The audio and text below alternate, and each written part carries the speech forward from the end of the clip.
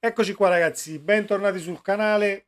Situazione in casa Napoli per quanto riguarda i calciatori, l'allenamento. Ci sono alcune notizie che non mi fanno stare tranquillo per quanto riguarda poi la partita contro il Monza a livello di formazione. Un paio di considerazioni da fare e da condividere con voi della community.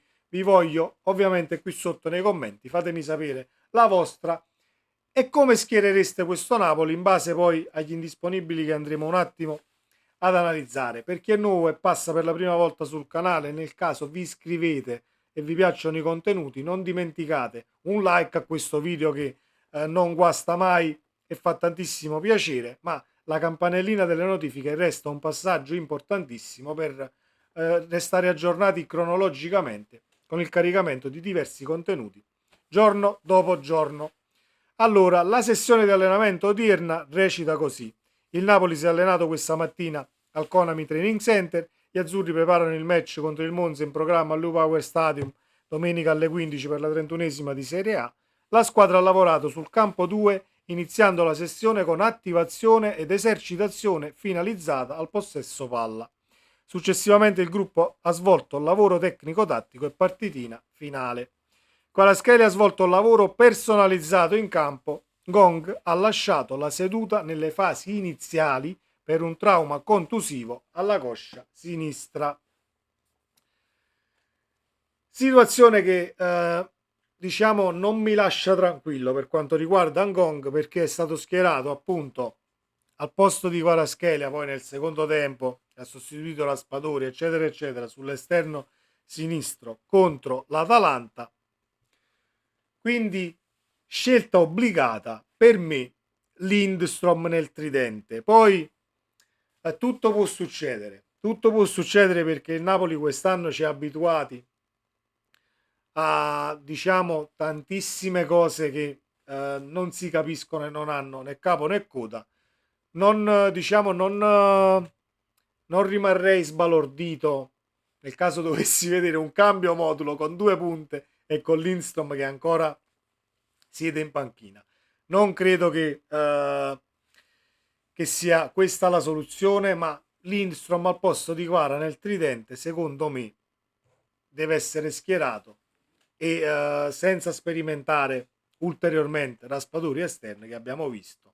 Non è proprio cosa sua, assolutamente. E ci perdiamo tutta una catena di sinistra nella doppia fase perché poi abbiamo visto come si dorme anche in ripiegamento, lo stesso Raspadori, ma non possiamo fargliene una colpa totale perché non è quel calciatore che deve andare a fare la doppia fase, tornare in area di rigore, quello che fa un esterno poi d'attacco nel tridente, aiutando la catena di sinistra tra centrocampo e terzino. Quindi schieriamo Lindstrom e non facciamo baggianate, anche perché in settimana, se non erro ieri, il tecnico della Danimarca è stato a Castelvolturno appunto per guardare l'allenamento del danese, che ovviamente con l'europeo che incombe la Danimarca deve sapere cosa fare, se convocarlo o meno.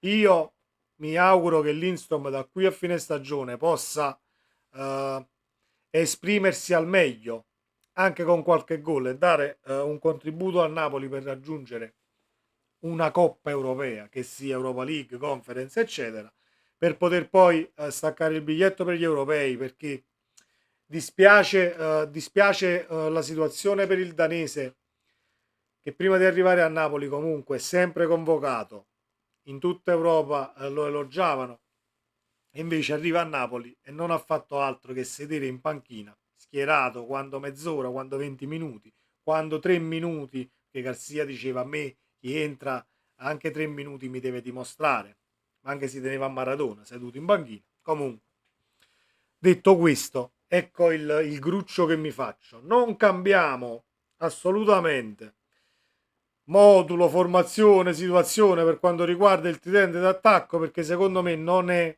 questo il momento per continuare a fare stronzate su questa panchina. Un po' di sale in zucca e Lindstrom titolare. Gonci per me resta resta un ottimo acquisto di gennaio, anche se fisicamente già un paio di affatica con questo infortunio siamo a due.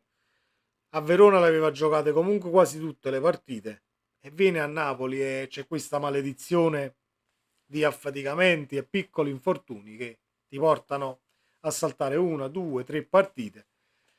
A me il piglio che aveva messo nella partita contro l'Atalanta quando era entrato e quel po' di pepe non dispiaceva, anche se personalmente lo reputo più un attaccante che può far da centrale che schierato da esterno in un 4-3-3, ma forse è una mia personale opinione e considerazione. Fatemi sapere la vostra e cosa ne pensate da questo punto di vista. Io, come ho letto, Gonge trauma contusivo, Kvaratskhelia personalizzato in campo, quindi nemmeno lo sappiamo se parte titolare, ma non credo. Poi vedremo il decorso nei giorni e ci terremo aggiornati. Il primo pensiero è stato, porca miseria, un 4-4-2 con Simeone ed Osimhen, due punte e a centrocampo addirittura Anghissalo, Botte, Cajuste e Traoré o Zielinski nei quattro di centrocampo. Questo è il primo pensiero che mi era balzato nella testa. Auguriamoci che non sia così perché voglio vedere Lindstrom per 90 minuti e se Lindstrom dovesse partire titolare non lo toglierei nemmeno. Ha bisogno, secondo me, di